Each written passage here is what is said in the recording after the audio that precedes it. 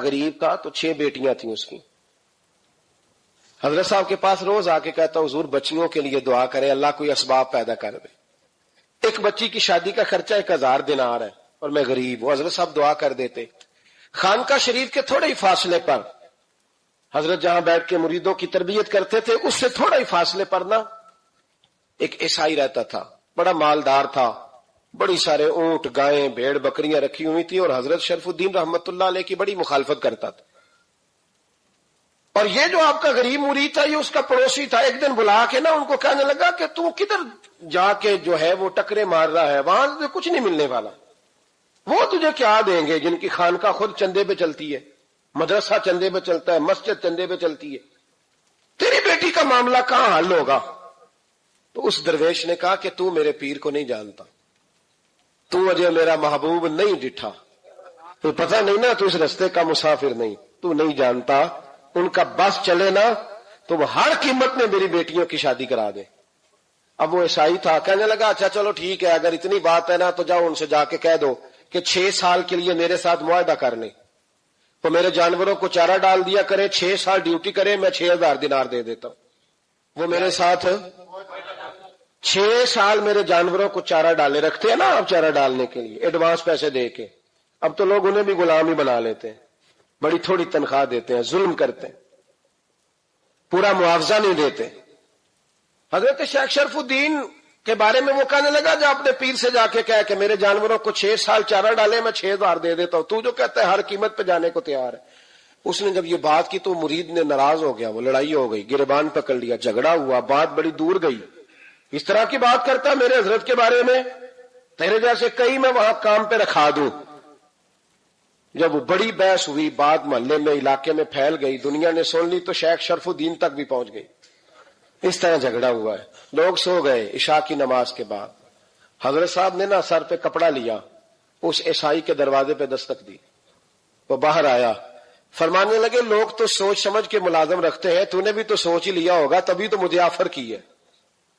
تو اپنی آفر پہ قائم ہے, واقعی مجھے رکھ لے گا اور 6000 دینار دے دے گا؟ کہنے لگا جا بابا کام کر اپنا. فرمایا نہیں, تو نے اتنے لوگوں میں بات کی, اتنی بحث ہوئی, تو قائم ہے؟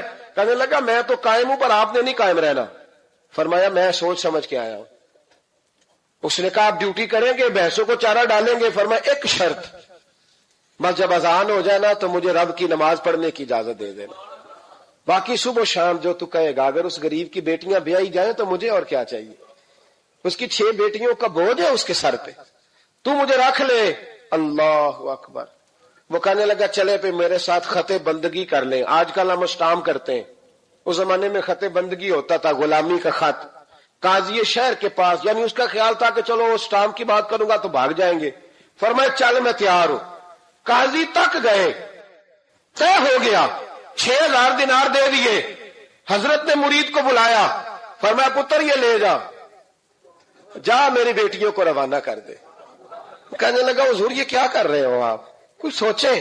فرمایا یار جب تجھے بیٹا بنا لیا تو پھر میری پوتیاں تو لگتی ہیں نا, میرا حق تو بنتا ہے نا, جا کے ڈیوٹی کر, ان کو بیاہ دے.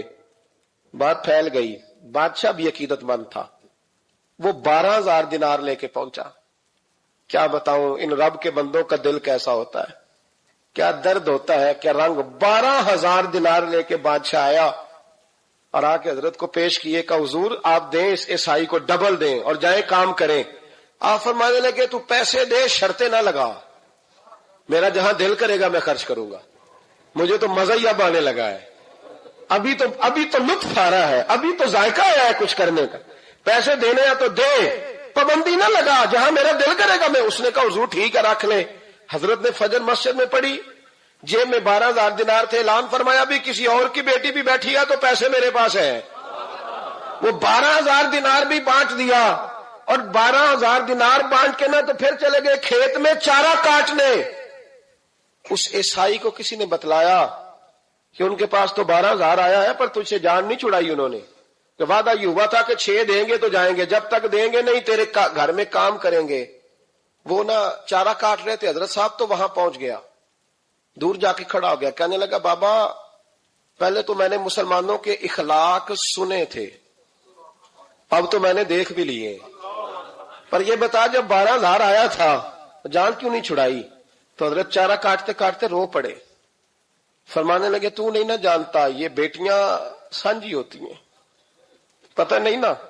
میرے رسول پاک نے تو حاتم تائی کی بیٹی کے سر پہ کپڑا رکھ کے کہا تھا بیٹیاں برابر ہوتی ہیں، تو یہ نہیں پتا جب اس کی 6 بیٹیوں کی شادی ہوئی ہے میرے اندر روحانیت کتنی بڑی ہے۔ فرمایا پھر 12,000 آیا ہے تو 2-4 بچیاں پھر گئی ہیں، یہ نہیں پتا میں اندر سے راضی کتنا ہوں، میں تیری نوکری کرتا رہوں گا، پتہ نہیں اللہ کتنی بیٹیوں کو بیاہ دے گا۔ اتنا رویا وہ عیسائی کے پیروں میں بیٹھ گیا، کہنے لگا بابا میں نے تیری مخالفت کی ہے پر تیرے قریب آ کے پتہ چلا ہے کہ تم بہت اونچے اخلاق کا مالک ہے، اور اگر تیرا یہ مقام ہے تو تجھے اخلاق سکھانے والے محمد عربی کی شان کتنی ہوگی۔ ظالم کی بولیے جاتے نہیں لوگ جھوٹے گواہ بن کے، وکیل صاحب کو نہیں پتا ہوتا کہ یہ بندہ مجرم ہے جو میرے پاس آیا، کیا مجرموں کے وکیل نہیں ہوتے؟ بولے تو اس کو پتہ نہیں ہوتا وکیل صاحب کو کہ یہ صاحب مجرم ہے، میرے پاس مقدمہ لے کے آئے، اور اگر بے ادبی نہ ہو جائے تو میرا خیال ہے قاضی عدالت کو بھی پتا ہوتا ہے کہ مجرم کون ہے اور مظلوم۔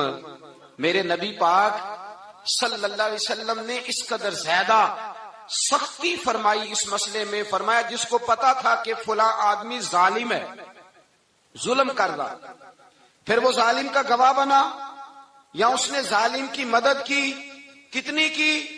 شارحین لکھتے ہیں چاہے اس نے ایک جملہ بول کے کی، چاہے ایک، سارے بولیے، چاہے ایک غریب کو اس نے ظلم کیا تو کہتے ہیں لاج یہ سی، چاہے ایک جملہ بول کے کی، شارحین اس حدیث کی شرح میں لکھتے ہیں ایک جملہ بول کے چاہے مدد کی، جس بندے نے کسی ظالم کی مدد کی کسی مقدمے میں یا کسی صورت میں اور اسے پتا تھا یہ ظالم ہے، میرے نبی پاک صلی اللہ تعالی علیہ وسلم فرماتے ہیں اگر اس نے مدد کی، ابھی ظالم کی بات نہیں ہو رہی، ظالم کے مددگار کی بات ہو رہی، اگر کسی نے ظالم کی مدد کی تو حضور فرماتے ہیں خدا بھی اس سے بری ذمہ ہے، رسول بھی اس سے بری ذمہ ہے۔ سنبھال کے رکھے اپنی نمازیں، قربانیاں، حج، زکوٰۃ سنبھال کے رکھے۔ اگر ظالموں کا مددگار ہے، الیکشن آ لینے دے، آپ کو نظر آ جائے گا کون کون ظالموں کا مددگار ہے، نظر آ جائے گا، اپنی جیب سے لوگ پیسے دے کے ظالموں کی مدد کریں گے، ان کے فلیکس چھپوائیں گے، بورڈ لگوائیں گے، جیبوں سے پیسے دے کے۔ ہم نے خود آگ لگائی ہے چمن میں اپنے، بے سبب گردشی ایام کو الزام نہ دو، ہم نے خود نور کا ظلمت سے کیا ہے سودا، کر کے توہین سحر شام کو الزام نہ دو۔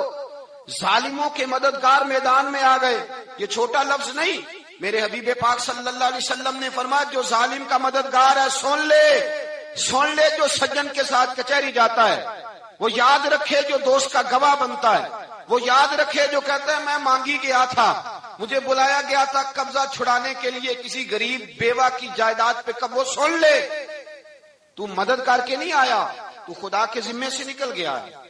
رسول پاک نے فرمایا تیرا میرا تعلق ختم ہو گیا، تو ظالم کا مددگار ہو گیا، پھر تو کہتا میں بے چین ہوں، میں بے قرار ہوں، میں آزمائش کا شکار ہوں، پلٹ کے دیکھ تو صحیح تیرا گناہ کتنا بڑا ہے۔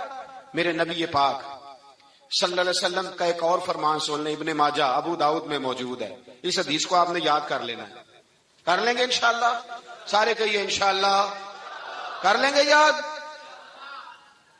حضور صلی اللہ علیہ وسلم نے فرمایا اگر تو ظالم کی مدد کرے گا نا، کہ لفظ دل کی تختی پہ لکھ لینا، یہ مکافات عمل ہے، مکافات عمل دنیا، ادھر کرو گے تو ادھر بھرو گے۔ فرمایا اگر تو کسی ظالم کی مدد کرے گا، سن لے حضور کا فرمان ہے، اگر تو ابن ماجہ ابو داؤد صحاح میں موجود ہے، فرمایا اگر تو کسی ظالم کی مدد کرے گا تو رب تعالیٰ مرنے سے پہلے پہلے تیرے اوپر بھی ظالم کو مسلط کر دے گا، تیرے اوپر بھی ایک دفعہ ظلم ضرور ہوگا اگر تو ظالم کی، وہ کسی صورت میں بھی ہو سکتا ہے، کسی صورت میں بھی تیرا بیٹا ہی اٹھ کے ظلم کر دے گا، تو الجھ جائے گا، کسی نہ کسی جگہ تیرے لیے تباہی کا سامان ہوگا، تیرے اوپر ظلم ہوگا، اس لیے کہ تو ظالموں کا مددگار ہے۔ چاہیے یہ تھا کہ تو مظلوم کی مدد کرتا، انسانی ایمانی یقین کا فریضہ سر انجام دیتا، تو ظالموں کا مددگار ہو گیا۔ ٹٹول کے دیکھ لیں، رزلٹ نکال کے دیکھ لیں، ہمارے زمانے میں ظالموں کے مددگار زیادہ ہیں، اتنی لمبی زبانیں نکال کے ظالموں کی مدد کرتے ہیں، بڑے بڑے کالم نویس اللہ نے انہیں قدرت دی لکھنے کی، تو اپنا قلم ظالموں کی مدد میں خرچ کرتے ہیں، وہ لوگ جن کو اللہ تبارک و تعالیٰ نے قدرت دی، ہمت دی، طاقت دی، کچھ لوگ ان کے حلقہ احباب میں وہ اپنے لوگوں کو استعمال کر کے ظالموں کی مدد کرتے ہیں، ظالموں کی مدد کرتے ہیں۔ میرے نبی کریم سید عالم نور مجسم صلی اللہ علیہ وسلم نے فرمایا اگر تو نے ظالم کی مدد کی تو جب تک تو توبہ نہیں کرے گا رب تجھ سے ناراض ہی رہے گا۔ اللہ تجھ سے، او بھائی جس سے رب بھی ناراض ہو گیا، نہ کھانا نہ پینا نہ سونا نہ جاگنا نہ نیند، پھر تیری ہر چیز تیرے لیے آزمائش ہو جائے گی، پھر تیرا سایہ بھی تیرے لیے خوف کا سامان بنے گا، پھر زندگی جیتی جاگتی لاش بن جائے گی، تو اپنے کندھوں پر اپنی میت اٹھائے پھرے گا جب تو ظالم کا مددگار ہوگا۔ اور نبی پاک صلی اللہ علیہ وسلم نے فرمایا ظالموں کا مددگار بھی ظالم ہوتا ہے، ظالموں کا مددگار بھی، سارے بولے ظالموں کا مددگار بھی نہیں، کو نہیں، آپ سارے نہیں بول، ایک دفعہ بولے ظالموں کا مددگار بھی، پکی بات ہے، ظالموں کا مددگار بھی۔ اللہ اکبر، جس کا یارانہ ہو، جس کا دوستانہ ہو، جو کہے میں نے نا اس کو اوکھے ویلے کے لیے ظالم کو یاد رکھا ہوا ہے، کبھی مشکل میں رکھے نہیں ہوئے لوگوں نے ظالم دوست، کہتے میں نے رکھے ہوئے ہیں، بلکہ ہمارے دیہات میں تو کہتے ہیں میں نے بازو بنائے ہوئے ہیں۔ کس کو بازو بنا لیا؟ ظالم بھی کبھی بازو ہوتا ہے، جو ظلم کی تلوار لیے میدان میں کھڑا ہے۔ قارون، حامان، فرعون، نمرود کا حال نہیں لوگوں نے دیکھا؟ اپنے زمانے میں آپ نے کتنے لوگ نہیں دیکھے جن کے سائے سے، آواز سے لوگ کانپتے تھے؟ پھر پولیس کی گاڑیوں میں وہ اس طرح مردہ پڑے کہ دنیا نے تماشا دیکھا ان کا۔ یہ رنگ ہم نے دیکھے نہیں اپنے آنکھوں سے۔ فرمایا ظالم کا مددگار بھی، جو کار میں بٹھا کے لے کے گیا وہ بھی ظالم، جس نے چائے پلائی وہ بھی، جس شخص نے کھانا کھلایا وہ بھی، جو کچہری تک ساتھ گیا وہ بھی، جس نے فلیکس کے نیچے بڑے شرابی کے نیچے چھوٹی اپنی فوٹو لگائی وہ بھی، جو ووٹ کی پرچی ڈالنے گیا وہ بھی۔ کہہ دینا بات نکل کے کہ حضرت صاحب نے سیاسی تقریر کی ہے، کہہ دینا، پر بات تو سچی ہے نا۔ خو کرے ہم تو سے تھوڑا سا گلا بھی سن لے، خو کرے ہم تو سے تھوڑا سا بھی گلا۔ امام مالک کے پاس ایک بندہ آیا، اس نے کہا حضور میں درزی ہوں، ایک ظالم بادشاہ مجھ سے کپڑے سلواتا ہے، میں تو ظالموں کا مددگار نہیں نا۔